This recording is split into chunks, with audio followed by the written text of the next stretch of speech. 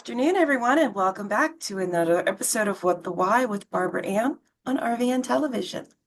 If you haven't seen us before, we feature conversations with diverse leaders from all walks of life about why they do what they do and how they figured things out.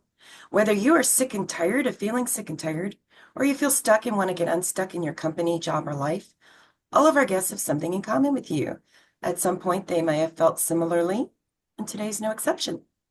Please join us in welcoming Nicole Greer, MSOD. So we have to ask her what that is. A principal coach and CEO of Vibrant Coaching and Consulting.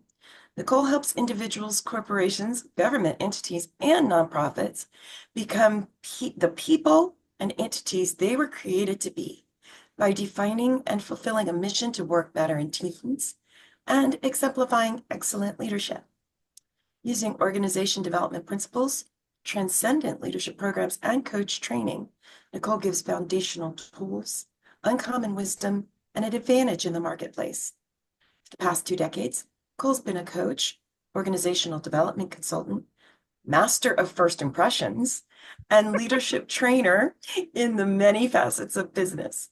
Her experiences working with various people led her to found Vibrant Coaching and Consulting. She's also a speaker, trainer, facilitator, consultant, in addition to being a life and business coach. It's all coaching is life coaching. That's exactly Nicole, right. yes, it is. What I love about her, she has the edge. Nicole holds her clients in high esteem and strongly encourages their commitment. She also makes them ask themselves the hard questions that inevitably lead to growth. Whether one-on-one or facilitating change with an entity, her purpose is to enable movement, significant movement. Her approach to organizational development is to energize influence and impact the client's goals, situation, problems, dynamics, or lifestyle. I am thrilled she's joining us today. And so without further ado, please join me in a round of applause in welcoming Nicole Greer to our show. Yay! Oh, Oh my gosh, what an yay, introduction. yay. Thank you, Barbara Ann. I'm grateful. Oh, I'm so grateful to have you here too, because I know this has been a journey just getting you here. So we're super happy to have you here today. And after these introductions, a lot of times people are like, oh my gosh, no wonder I'm so tired, or whatever kind of joke they have. But um, the first question that we ask every guest is, after reading all of these things that you're doing, you know, with the exception of one so far, most people didn't really start out thinking they would be doing what they're doing now. So, what did young Nicole want to be when she grew up? Oh, well, I wanted to be a flight attendant. I wanted to fly the friendly skies. When I was young, I flew on this airline called, don't miss this, TWA, which no longer is around. So for you folks over 50, you know what I'm talking about. But Mhm. I flew Yeah. and these ladies were in these cute little outfits and they were so professional and had their little lipstick on, their little hat on. And I thought, oh my gosh, they're flying all over the planet. That's what I want to be when I grow up because I just have a real love for people, and I'm just so curious about the world and how things work. Which partially helps answer the next question. So, how did Oh, you okay. get from wanting to be a flight attendant to where you are now, changing lives in so many different capacities? Yeah. So I guess I went to the school of hard knocks a little bit, so in your little girl heart, you have big dreams, but then reality, sets in and you have, limitations around you. But despite those limitations, one of the things that has always served me my whole life is that curiosity that I was just talking about. So I was a voracious reader as a kid. And I was born in the 60s, so I was a latchkey kid. I'm a Gen Xer. And so I had literally a chain around my neck with the key to the front door to our little cabin that we lived in Wisconsin. But every day I would get up and get on my bicycle. I would go to the library. And like I was on a first name basis. And sometimes the librarian would find me. I fell asleep in the children's section. would wake me up and say, "You need to go home now." And so, I mean, I just lived at the library with the librarians, and I that has served me my whole life. I'm a really fast reader, and I think that that's one of the things leaders need to be able to do is read. They need to absorb and then they need to apply what they're reading. But that's served me my whole life. So I think just being a lifelong learner and super curious, that's how I got where I am. Awesome. So you work with all these different entities, and it's interesting because we have a lot of overlap. And Yeah, we so, do. how did you figure out that, like, working on helping people navigate their journeys and deal with their developmental issues was your thing? Yeah. Well, my mother, she passed away when I was really young, but she was a teacher. And so one of the little memories I have of my mom was that, I would go to school. Like this is like maybe first grade, kindergarten, first grade. And we went, she taught and I was in another classroom being taught. And I would go down to her room and like there were I don't know, all these chalkboards and papers, and she would have me staple things and, do old-fashioned chalkboard with a bucket of water and, and a sponge to get it all cleaned up. And I really, I don't know if maybe somehow I felt the power of how important it is to teach people and for people to learn. So, I used to set up, I don't know, I had Barbie dolls and the teddy bears, and I would set them up and I would play school and that kind of thing. So I've always been that person that wanted to learn something. And then I think the way you really learn, as you probably agree would, is that you teach it to somebody else. And so I played teacher as a kid, and then I've always kind of naturally stepped into a role, no matter where I was in school or in any job that I had. And I was eager to share what I have learned. So, my first real work was in the restaurant business. And so I was onboarded into a Baskin Robbins in 1982 by the owner of the Baskin Robbins in Toledo, Ohio. And he taught me so much about business. And I was very young, I was in my teens. And he taught me everything there was to know about running that little ice cream shop. And I ended up getting the keys to the front door at a very young age and calculating the money and taking things to the bank and doing all this kind of stuff. And then I just kept in the restaurant business for many years. And I was always, let Nicole will train him. Nicole will train him. And so it was just natural. It's one of my, I think, part of my mission in life, really. I was born to do this work. So it unfolded naturally. Wow, I love that. Wow. So yeah, and it sounds like trustworthy leadership, um, all of those things were all part of how you got those roles at such a young age. Yeah. And and I'd say as you've been on this journey, 'cause there's so many people out there. They're at the risk of disparaging other coaches. There are those of us who do actually coach, and there are others out there who call themselves coaches with good intentions but limited results. And you get results. So, talk to me about how you came up because you have a couple of registered marks and trademarks, and how did build a vibrant culture come into being? Yeah. So I was in the restaurant business for many, many years and I was a trainer. And then one day I was recruited into property management. I was literally running around the Applebee's and this woman recruited me. She's like, "Here's my card, call me." And I was so young, I was like, "Why do you want me to call you?" She's like, "Just call me." So I said, "Okay." So I called her later on the landline and she recruited me into property management and I was training there. So I did that for many, many years. And then I stayed home with my kids for 8 years and coached them and developed them. And then one day they both got on the bus and I was terribly bored. So I went to a women's leadership conference that was through my church. And I saw this woman speak, and her name was Lori Beth Jones. And she wrote a book called The Path. And so I thought she was an incredible speaker. She had an amazing message. And so I went and I got her book. And when I read that book, it was like coming home. I was like, oh my gosh, what this woman is doing is like resonating with me. Like, my head was like excited, but my heart, dare I say it, like my soul, I was like, oh, what she's doing is what I want to do. And I want to take that work further in the world because, the world has need of people who find their path. And so in her book, she's talking about, everybody's born with intention. Nobody's a mistake on planet Earth, and they all have skills, innate talents, a little personality. They've got all these things that they can bring to the world in a positive way. And she lays out kind of a methodology to figure out what your mission is. And so I did the work. I bought the book, I read the book, I did the work in the book. And when I did that, she has a recipe for a personal mission statement, or creating a mission statement for work and life, is how she says it.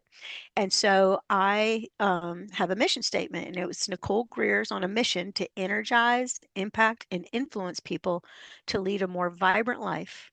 And so that may sound, I don't know, maybe nebulous to some folks, but to me, what that means is I'm going to sit with you and I'm going to ask you powerful questions, which is what a coach does.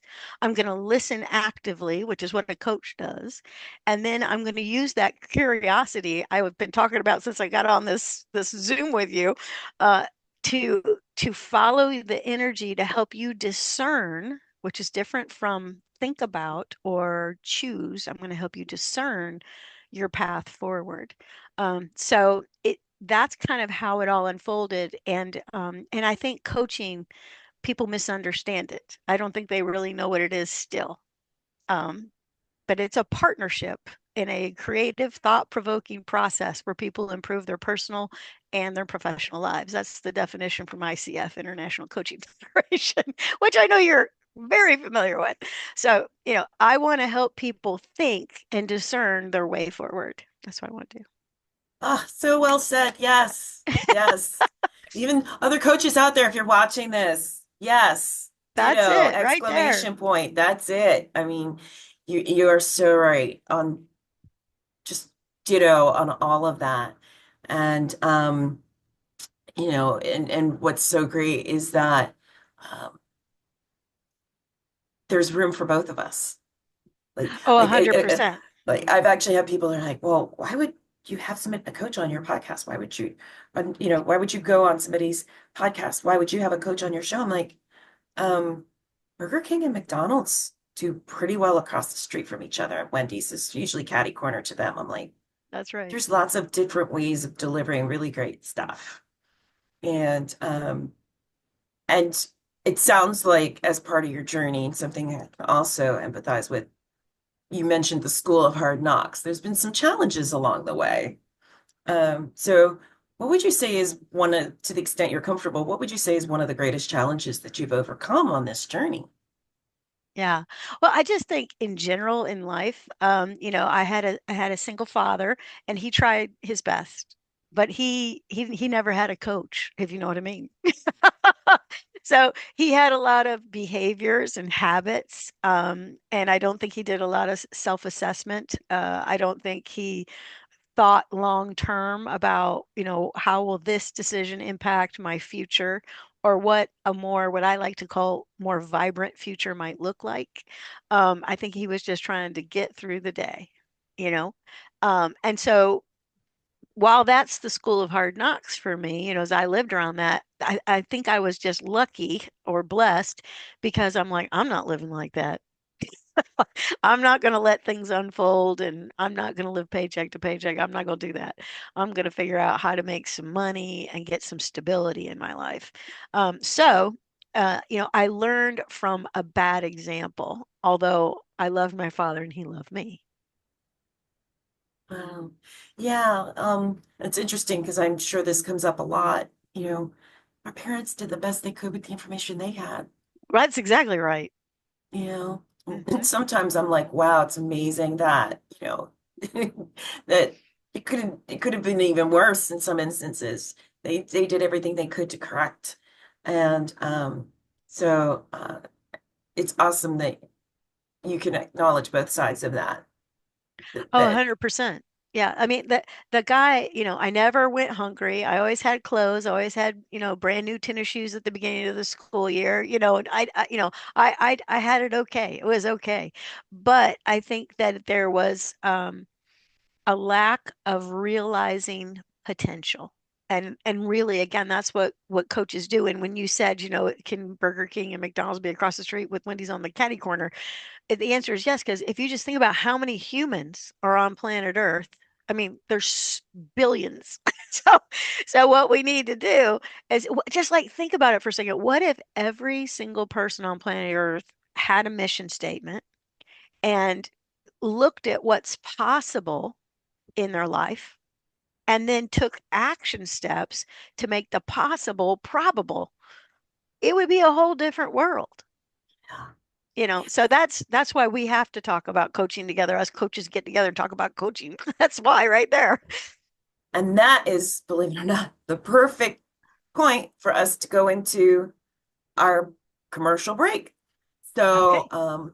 so all of our loyal viewers out there, please come back after this brief break for our commercials and sponsors, for more of our conversation with Nicole Greer of Build a Vibrant Culture.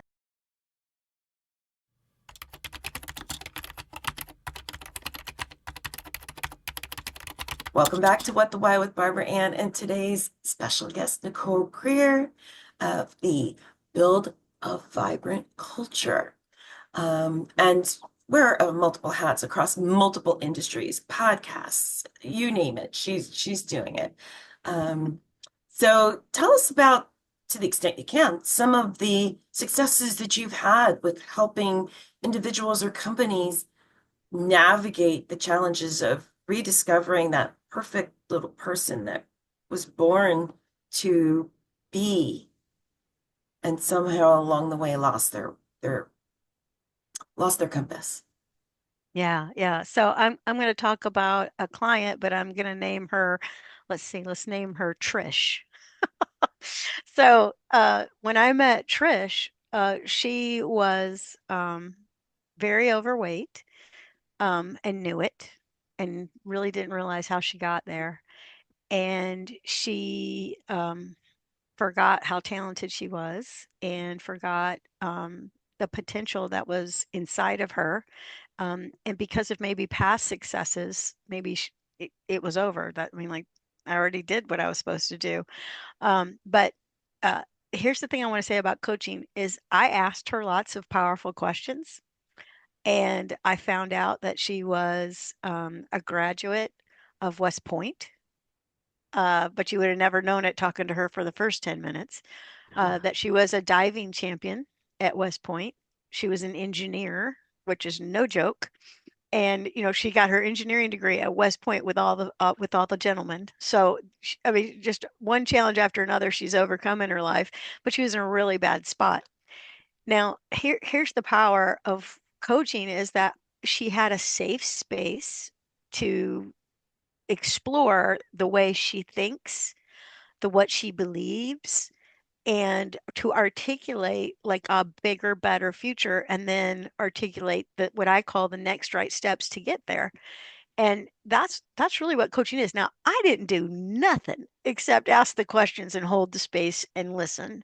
She did all the very hard work of getting herself out of her situation. And to this day, she's riding her Peloton and running marathons and has a business and all these things. So she's absolutely living a vibrant life.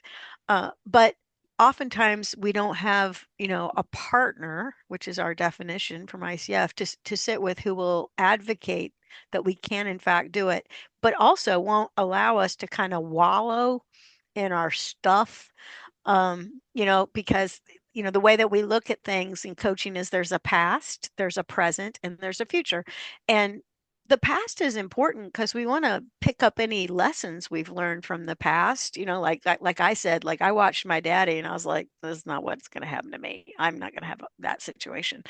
But we realized that there's this whole lifeline, and out ahead of us is like, blue sky. It's like, what do you want to do with the days you've got left? And most people I know I'm blessed. I live in America, North Carolina. Most people I know have a lot of choice in their life. Like you get up today, you have a choice, a lot of choices. What are you going to eat? What are you going to do? What are you going to do tonight? You're going to watch Netflix or you're going to work on your future? What are you going to do? And so she chose to work on her future and to get herself in a better place. And she did all the hard work. But she needed somebody to say, you can do it and ask her the tough questions so she can like articulate. Like at first it was like a baby step, like call and find out about this. That was the step, and then later on it's like build a website, So, all these things. So, that's one story. And that's about a human being. And then in terms of a company, I think that sometimes what leaders need is they need to get in a room and they need to talk about where they're, again, it's the lifeline. Where are we taking this company? What does the past tell us? And what can we start doing today to change the future? So a lot of the, like you said this, um, personal coaching, professional coaching, executive coaching, team coaching, it's all got the same premise. It's like, where are we going and how are we going to get there? And getting serious about it. Because when you get there, it's so stinking fun. I mean, she's having a lot more fun than she was having when I first met her. I can tell you that much. Sure. And I suspect a lot of that is because when we live into our purpose, it's such a different experience than when we're Amen. ex just kind of surviving. That's Um, exactly right. and so I'm so thrilled to hear that she has found her path forward. Um, so, you do all kinds of speaking engagements and things like that. Um, I guess I'm curious as to who inspires you to keep going? Because sometimes it can be really challenging for us. It's like when people are like, oh no, the coach needs coaching. What do we do?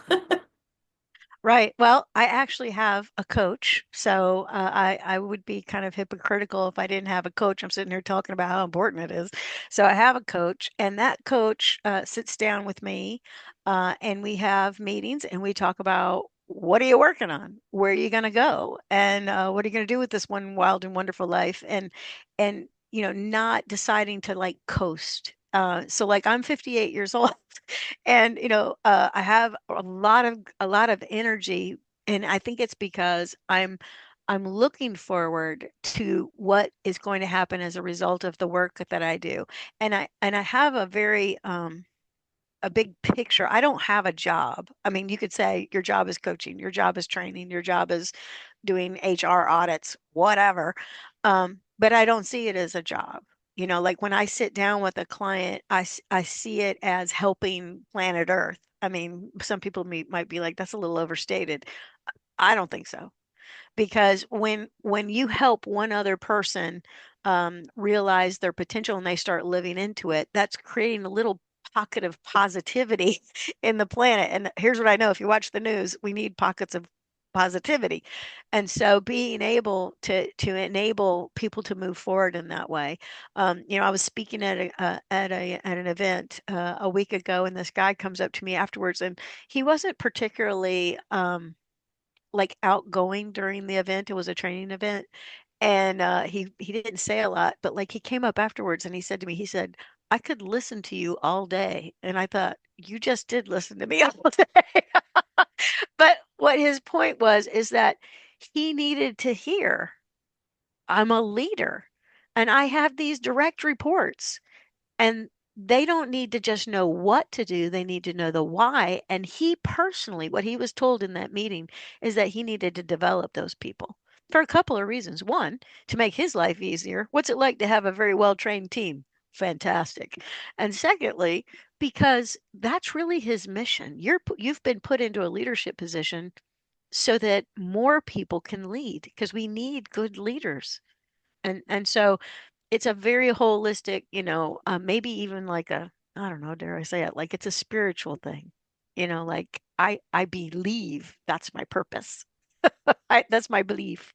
And I believe it too. And Yeah. I was gonna say, and believe it or not, we are approaching time. Oh, It always flies so quickly. yes, it Um, does. I guess final words for someone who's thinking about um, either becoming a coach or seeking out a coach or Mhm. learning more about you and what you do and what your company offers? Yeah. So if you're seeking out a coach, here's what I would suggest is that you interview several, because not everybody's for everybody. There's an energy and like there's this thing called the law of attraction, which might sound like woo woo, but you like certain genres of movies and you have other genres of movies you don't like. So it's like attraction. Like, I like this person, it feels right. So you should try on some coaches and talk to them. That's the first thing. And I wouldn't hesitate to get a coach for a hot second because you have untapped potential that needs realization and you need a partner to help you get there. Two heads are always better than one. And then I would say that maybe you could take my Shine coaching methodology to heart. So I'll just share that real quick. So the first thing you need to do is anybody who's looking to improve their life needs to do self-assessment.